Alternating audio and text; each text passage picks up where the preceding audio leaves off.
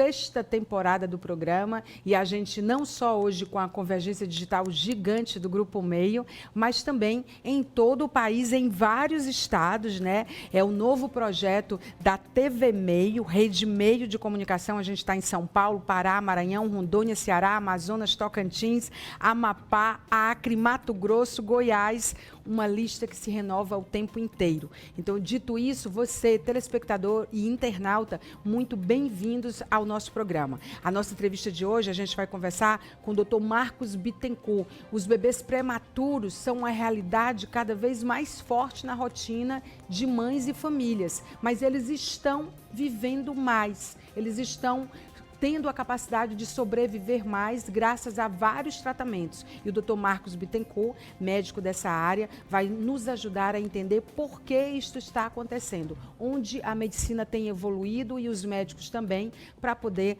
trazer os bebês prematuros com vida mesmo e vida abundante. Então eu volto em 10 segundos. Até já.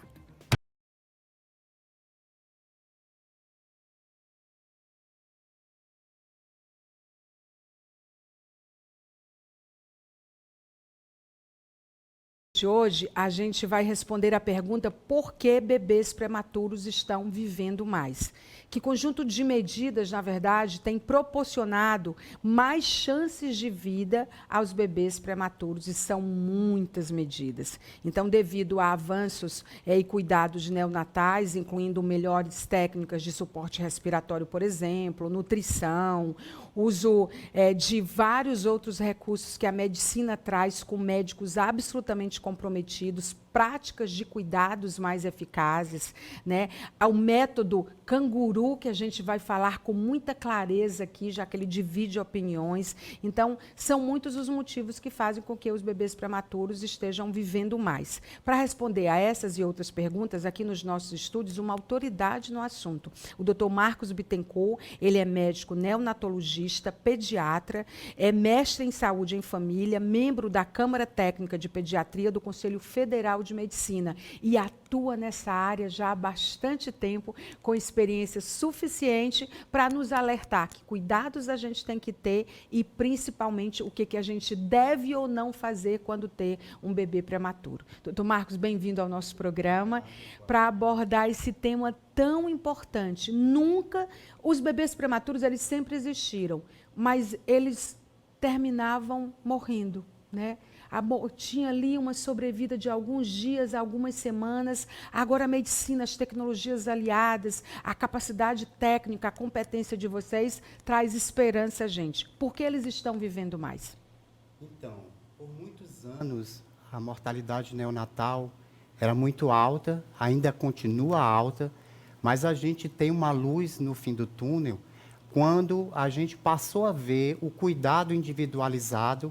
E as evidências científicas mostram que esse cuidado, essa assistência ao recém-nascido, com tecnologia barata, tecnologia humana, um cuidado especial para aquele recém-nascido, controlando os níveis de oxigênio, controlando a hipotermia, reduzindo o uso irracional de antibióticos, isso trouxe uma sobrevida maior para os bebês prematuros, né?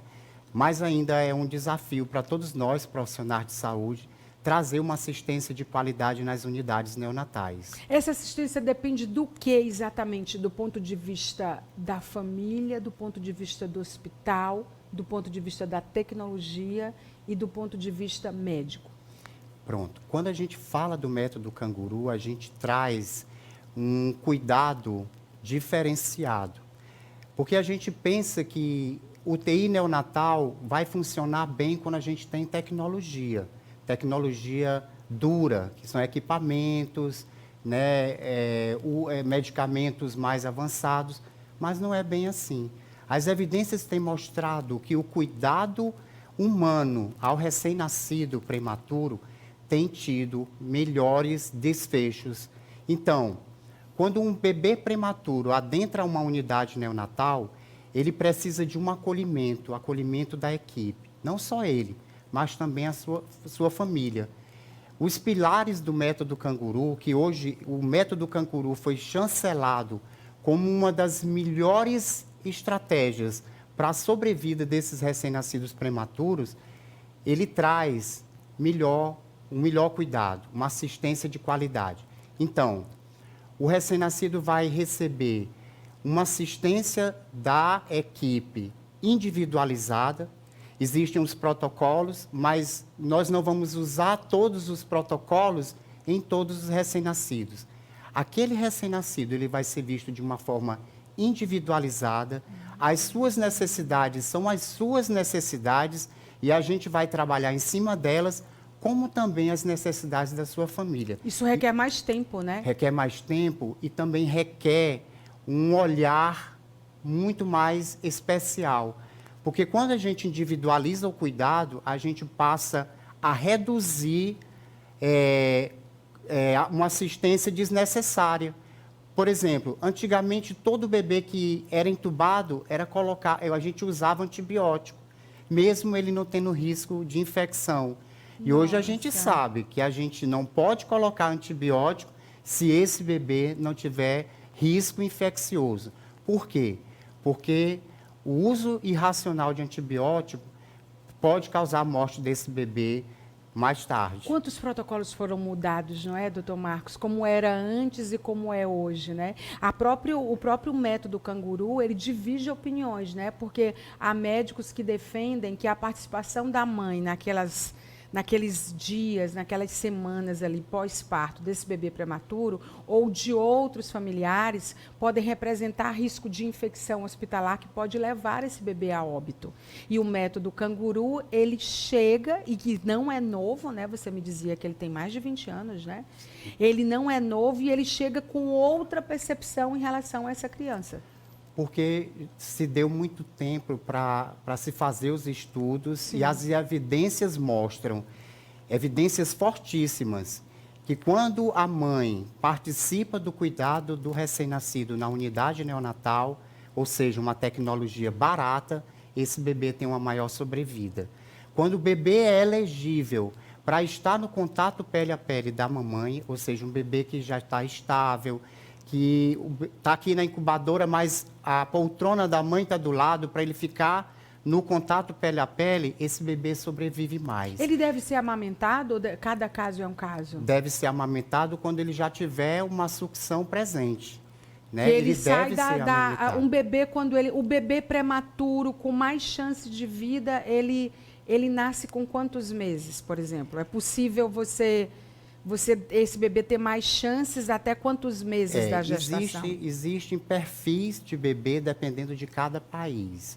No Brasil, hoje, os trabalhos mostram que os bebês acima de 27 semanas têm uma sobrevida melhor. Que é o equivalente a quantos meses? Equivalente a de 6 meses, mais ou menos 6 a 7 meses, 6 a 7 né? meses. Então, ele tem uma sobrevida melhor. Uma sobrevida melhor.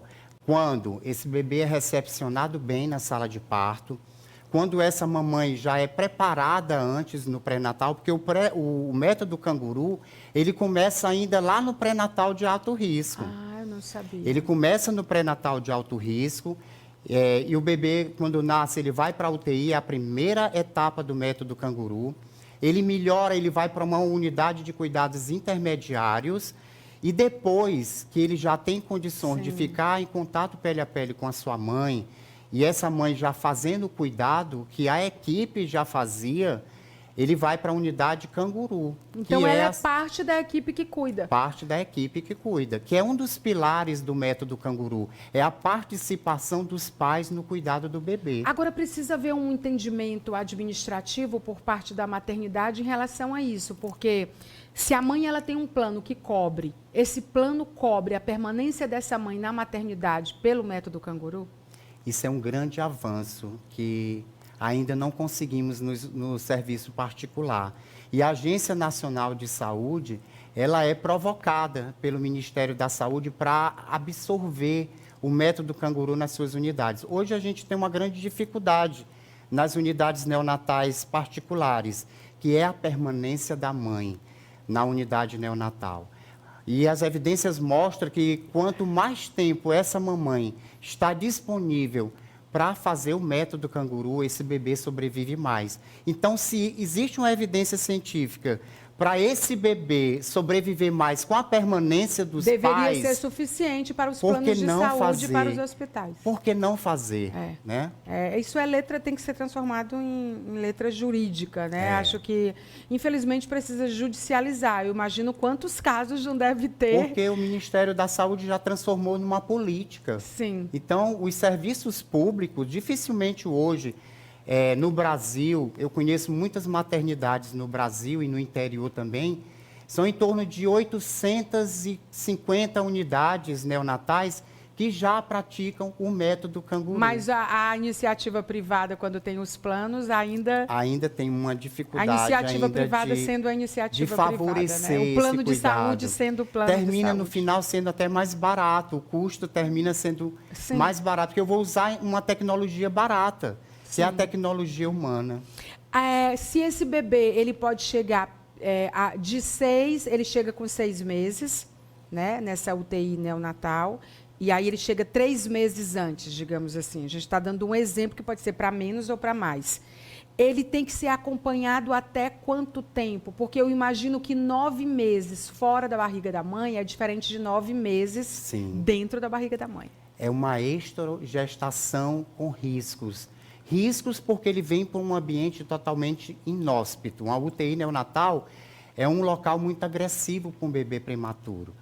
Sobre todos os aspectos, todos os aspectos. Não é, Dr. Risco de infecção, risco dele ter um atraso no seu desenvolvimento neuropsicomotor, porque nós somos os moduladores do cérebro dos prematuros. Então, se eu faço barulho numa UTI neonatal, eu vou agredir a audição desse bebê. Se eu imponho um procedimento doloroso nesse bebê, eu também vou criar um problema no cérebro desse bebê. A iluminação, o lugar acústico. A iluminação, um local gelado, inóspito, porque o bebê prematuro ele não tem um controle térmico adequado. Então, se eu não tiver um controle térmico desse bebê, ele vai ter uma infecção, para modelar o que seria o ventre. Para você ver, a temperatura do bebê, ela incide no risco de infecção. Eu imagino. Então, assim, são vários os fatores que o método canguru, num cuidado só, ele contempla. Por isso é que o bebê tem maior sobrevida, porque a mamãe, fazendo a posição canguru, ela transmite o sensório aqui, né? Todo para o bebê. Porque o canguru, ele leva aqui na frente ou ele leva... na frente, o contato pele a pele. O bebê é nu, em contato com a pele da mamãe, não é na roupa e nem fazendo colo. É dentro da roupinha da mãe, fazendo contato pele a pele. Mas o que é importante a gente falar? O método canguru não é porque é bonitinho, não é porque colocar a mamãe em contato com o bebê é carinho. Não é isso. O método canguru é além. São evidências fortíssimas que mostram que esses bebês vão viver mais. É orgânico, né?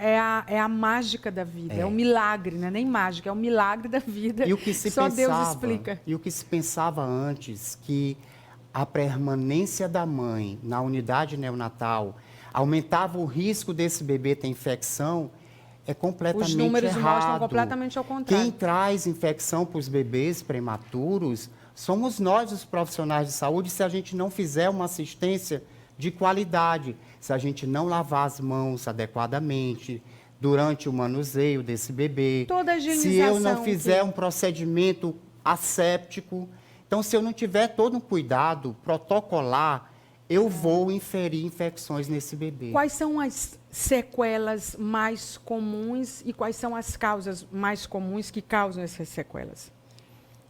O nosso maior medo de um bebê prematuro numa unidade neonatal é ele morrer por infecção. Esse é o maior vilão de um bebê prematuro na unidade. Né? Isso seria fatal. Uma vez que ele sobrevive a isso, ele fica com alguma sequela por ser um bebê prematuro? Fica sim. Se um bebê prematuro fica em ventilação mecânica, que é um suporte ventilatório, onde ele recebe um tubo na traqueia e ele respira através de um ventilador. Se esse bebê fica neste aparelho por uma permanência acima de 15 dias, ele vai ter risco de ficar cego, ele vai ter risco de ter uma doença pulmonar crônica, sem falar que esse bebê, com o pulmão sendo agredido, esse pulmão não cresce, ele não ganha peso e ele vai ter uma desnutrição também. Olha só. Então, uma desnutrição ela vai reincidir numa imunidade muito baixa e esse bebê vai ficar exposto. E é o que à vocês infecção. querem reduzir cada vez mais médicos e hospitais comprometidos com isso Sim. que você acaba de nos explicar, né, com esse método que é humanizado, absolutamente Sim. humanizado do bebê canguru, é evitar exatamente isso. Esse bebê ele tem que ser acompanhado até quanto tempo depois de deixar o hospital, a maternidade? Sim. Quando ele recebe a alta da maternidade, que é da unidade de cuidados intermediários canguru, ele vai para casa. E geralmente ele recebe alta com um peso em torno de 1,7 kg. E ele fica sendo acompanhado até ele atingir o peso de 2,5 kg e a idade gestacional corrigida de 40 semanas. Aí a gente já fica mais tranquilo. O O que neném já seria tem essa peso. idade geracional corrigida? Quando o bebê prematuro nasce com a idade de prematuro, cada semana que vai acontecendo, a gente vai somando a idade gestacional que ele Ao que nasceu. seria, sim. Entendeu? Sim. Por exemplo, ele nasceu com 30 semanas, aí passou uma semana, aí ele está com 31 semanas de idade gestacional corrigida. Sim. E assim sucessivamente. Então, um bebê de 30 semanas... Ele precisa ficar 9 meses. Isso é muito relativo, vai depender do ganho de peso desse bebê. Às vezes ele sai antes ou ele sai depois? Sai antes ou sai depois. Das funções que vão sendo adquiridas por ele, porque ele também tem suas capacidades. Mas a gente precisa estimulá-las de forma correta. Deve ter um senso de sobrevivência lindo neles, Sim. né? O bebê prematuro, ele tem um cérebro, como o nome já diz, é imaturo. Você lembra do celular analógico? Sim. Ele funciona como um celular analógico. Um bebê prematuro numa incubadora, você não pode conversar com ele e ao mesmo tempo tocar, porque ele vai desestabilizar, porque o cérebro dele, ele vai decodificar uma informação de cada vez. Incrível Então isso é isso. muito importante. Então, até o toque desse bebê, quando a mamãe vai tocar nesse bebê, a gente fala, ó, ele gosta de um toque que faça uma apreensão no seu corpo. Você não pode deslizar a mão sobre ele. Quando ela desliza a mão, a saturação cai, porque ele se sente estressado com aquele toque. Então, Incrível existe um cérebro que precisa de um cuidado singular. Então, o profissional que vai cuidar do prematuro, ele precisa saber de tudo isso. Ele precisa saber de suas funções de uma forma bem delicada e bem racional, para que ele continue no desenvolvimento do seu cérebro com uma plasticidade boa. Sim. Né? Porque nós somos os moduladores do cérebro dos prematuros. É incrível, né? Porque um médico do seu nível, com a sua capacidade, com a sua sensibilidade, com a sua humanidade, faz uma diferença enorme. Do entender o que é o método canguru, do entender que eu acho assim que é claro, quando a gente fala do neonatal, um médico especialista nisso, ele é obrigado a entender sobre todas essas coisas. Sim. Mas o Dr. Marcos Bittencourt, Cleito, ele é conhecido por ser detalhista. Ele faz o cheque na entrada e na saída dos seus plantões, nas entradas e saídas de cada bebê prematuro, com toda a equipe dele. É a fama dele. Lavou as mãos? Está pisando direito? Olha o barulho? Não sei o que, não sei o que. É um checklist que é gigante, né? Porque cada detalhe... Você vê, olha, o arrastar a mão no braço, você pensa que é carinho, e você vai mudar a saturação completa daquele bebê e pode prejudicar aquele bebê. Um barulho, uma voz, Quer dizer, você... O cuidado demorado, o bebê se estressa e cai a saturação, então... Tem que ser um cuidado, por isso é que a gente fala, um cuidado individualizado. É possível, doutor, prever um bebê prematuro hoje numa mãe, numa mulher grávida?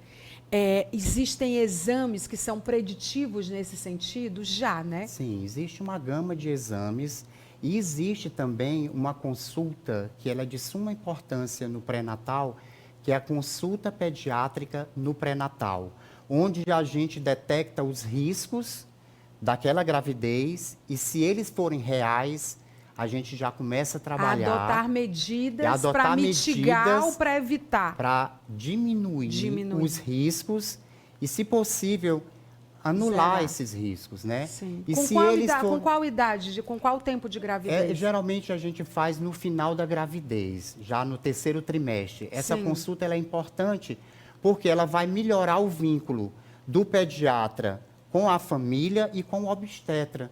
E os 3 podem conversar a respeito dos riscos e se programar um cuidado melhor na hora do parto.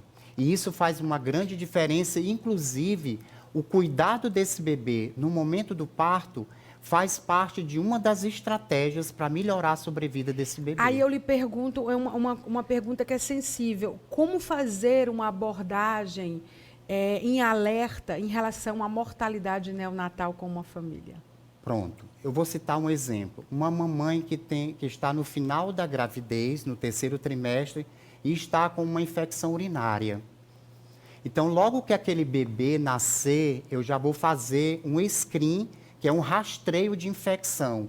Eu vou ficar alerta para que aquele bebê não tenha infecção. Aí eu vou fazer hemocultura ou, se houver necessidade, de acordo com o protocolo, iniciar um antibiótico precocemente, acompanhar com uma hemocultura para ver a hora de eu suspender aquele antibiótico, que isso é importante também. Ao longo de muitos anos, nós mantínhamos esse bebê em antibiótico por mais de 10 dias. E hoje a gente sabe, se não tem infecção real, então tem que suspender o antibiótico. Uma mãe com infecção urinária, isso significa risco para um bebê? Risco de prematuridade. De prematuridade, não de morte. De morte, porque se esse bebê tiver uma infecção perinatal, ele pode ter uma sepse e ir a óbito por conta disso. A sepse é uma infecção muito grave, que atinge todo o organismo. E dizer isso, fazer uma abordagem dessa para uma mãe não deve ser uma coisa... Não é fácil, mas a gente precisa encorajá-la a confiar na equipe que o cuidado será prestado. Eu queria que você falasse, para a gente encerrar a entrevista, a gente começou de trás para frente, mas foi de propósito, porque eu queria começar falando sobre o que dá certo. Sim. E aí, claro que a gente vai continuar nessa linha, né? Porque aqui é levar informação, mas a importância dos imunobiológicos hoje, que a gente sabe muito pouco sobre, a gente sabe nem do que se trata, em que nível, em que geração de imunobiológicos nós estamos hoje na medicina em relação à área que você atua, neonatal. Hoje nós temos um imunobiológico fundamental, principalmente nesse período onde a gente tem muitas viroses, que é o palivizumab. O palivizumab, ele é uma imunoglobulina que ela é aplicada no recém-nascido de risco, não são em todos. Tá. Hoje, o ideal seria que fossem todos. Sim. Mas pelo alto custo, a gente filtra, acho que os órgãos, né? que fornecem o Ministério da Saúde em torno de R$ 10.600 uma dose. E elas são aplicadas a cada mês durante o período da sazonalidade. Existe uma doença chamada bronquiolite. Ela é causada por um vírus chamado vírus sincicial respiratório, que quando esse bebê tem bronquiolite causada por esse vírus, ele adentra as unidades neonatais. Que já teve epidemias, né? Epidemias ligadas a esse vírus, né? O ano passado, pelo mês de maio, foi assim, alastrou as unidades neonatais. Bebês que já estavam em casa e que retornaram para a UTI por causa desse vírus. Doença respiratória. Qual é o apelido dele, a sigla dele? VSR. VSR. Então, exatamente. Esse vírus, ele é responsável por 75% de acometimento de crianças menores de 2 anos. E se essa criança tem alguma comorbidade, prematuridade, doença pulmonar crônica e cardiopatia, esse bebê tem uma chance muito grande de ir a óbito antes de 2 anos de idade. Então, ele precisa desse imunobiológico com urgência. Eles estão disponíveis? Eles estão disponíveis no SUS, para os bebês até 28 semanas. Alguns planos de saúde estendem essa idade gestacional para em torno de 32 semanas, porque a Agência Nacional de Saúde já possibilitou que os planos de saúde Isso já está no pacote, tá no digamos pacote, assim, já. sendo privado ou público, O obrigatório. Nós pediatras, o que nós lutamos é para que seja estendido para todo prematuro, porque todos têm risco de ter a porque bronquiolite. pelo que você nos diz, ele só é ministrado se o risco é claro. Se tem que deixa de ser um risco e passa a ser uma realidade. Se ele é só um risco, não. É uma realidade. Devia ser para todos. Esse bebê tendo uma infecção respiratória por esse vírus, as chances dele sobreviver são mínimas. Porque ele vai adentrar uma unidade, ele vai ter uma infecção grave e ele ainda vai fazer uso de uma ventilação mecânica. Então, é um risco de sequelas futuras também. Esses exames, olhinho, pezinho, orelhinha, eles são muito bem-vindos. Sem eles, são os testes de triagem neonatal. Esses testes são fundamentais para a gente tirar uma criança do meio de uma multidão e estudar melhor. O teste do pezinho serve para isso, ele é um teste de triagem.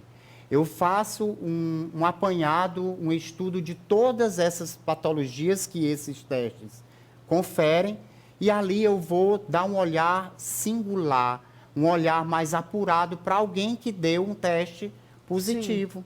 Sim. E ali eu vou antecipar o meu cuidado e eu vou ter chances maiores desse bebê ter qualidade de vida. O teste de pezinho, ele pode revelar que problemas? Vários. Existem vários tipos de pezinho. Ele pode diagnosticar doenças infecciosas, como toxoplasmose, como HIV, como doenças metabólicas, erro inato do metabolismo, alguns. Pode determinar hipotiroidismo congênito. Então, são várias doenças presumíveis que a gente pode antecipar o risco. Sim. Recentemente, eu tive um caso no consultório que um bebê chegou já em torno de 15 dias com um hipotiroidismo congênito. Então, quando o exame chegou até mim, o bebê já estava largando o peito, já estava hipoativo, já estava com porque agora esses testes são obrigatórios na maternidade. São obrigatórios. E aí foi feito o teste, mas não foi apresentado. Não foi apresentado e eu acho que esses testes ainda têm um atraso na apresentação para a gente, porque eles levam 15 dias para chegar. É muito tempo. E o ideal é que eles sejam realizados até 4 dias de vida. Então, eu preciso de um resultado rápido. Sim. Mas esse bebê que chegou no consultório, deu tempo a gente fazer o tratamento do hipotiroidismo congênito e ele já voltou com um resultado bem melhor, já com desenvolvimento neuropsicomotor bem estabelecido e deu para a gente resgatar esse bebê. Rapidamente, e qual é o diagnóstico de doenças que da orelhinha e do olhinho? Surdez e cegueira. O Brasil é o país dos cegos, é o país dos surdos. Então, esses testes de triagem, eles nos possibilitam uma terapia bem antecipada. Sim. Um cuidado melhor. Eles são preditivos, né? Porque bem eles antes identificam de se estabelecer a doença. Já no começo da vida, nas primeiras semanas de vida. Incrível. Você deve ser padrinho, pai, tio de muitos bebês. Você atua na Santa Fé hoje também, né? Atuo 2 serviços públicos, atuo também na Clínica Santa Fé e também num convênio. Né? E no meu consultório particular. Você não para, você passa o seu dia envolvido com esses bebês lindos que precisam de cuidados. Né? Sacerdócio envolve isto. Para você é missão, né? É uma missão. Sendo que o principal, a gente nunca pode esquecer a família, né? A família está ali. Às vezes minha filha sai da escola e vai me esperar lá no consultório. Você tem 2 filhos? Tem 2 filhos. Você tem de 1 ano, né? Eu tenho um de 1 ano, que o aniversário dele é hoje. Sim, parabéns, que paizão. E outra que vai fazer 3 anos agora, nesse mês de maio. Ou seja, 2 crianças, né? Crianças. Agora, quando essas crianças vieram ao mundo, você era o pai ou era o médico, ou dá para ser tudo junto? Dá para ser tudo junto. Não tem como não ser, né? A gente abraça a missão com o sacerdócio, né? A gente não pode deixar aquilo que a gente gosta de fazer. Doutor Marcos, muito obrigada pela entrevista. Obrigado por tanto esclarecimento, né? Eu eu acho que a gente precisa falar mais sobre esses temas essenciais, né? Acho que os bebês prematuros, a gente não falou sobre isso, mas eu tenho certeza que as mamães, nós mamães, quando a gente vai ter os filhos, quanto mais informação, a gente tem como evitar algumas coisas, né? Sim. Eu acho que tem algumas coisas que talvez não tenham jeito, que não foram causadas por alguns hábitos das mães, que tem outras que têm uma carga genética. Tem bebês prematuros de todas as origens, né? Então tem uma parte que nos cabe também a nós mulheres quando a gente encara uma gestação. Qual seria ela? Acreditar que tudo vai dar certo. Mas também, para a equipe de saúde, evitar o afastamento prolongado dessa mãe do seu bebê. Eu sabia que ele ia falar isso, do bebê canguru. É um embaixador do método bebê canguru, tá? Ele tem, e é um embaixador com dados, com evidências, né? Muito obrigada pela entrevista, parabéns pelo médico incrível que você é. Nossa, Santa Fé de parabéns, né, gente? Centro Hospitalar e Maternidade Santa Fé, com médicos desse nível, um médico que pode atuar, falar em qualquer lugar do mundo, porque ele tem o que todos os profissionais precisam ter, particularmente da área de saúde, envolvimento e percepção humana sobre as coisas. Eu vou para um breve intervalo comercial, você não sai daí de jeito nenhum, que a gente ainda tem mais falando nisso. Então, até já.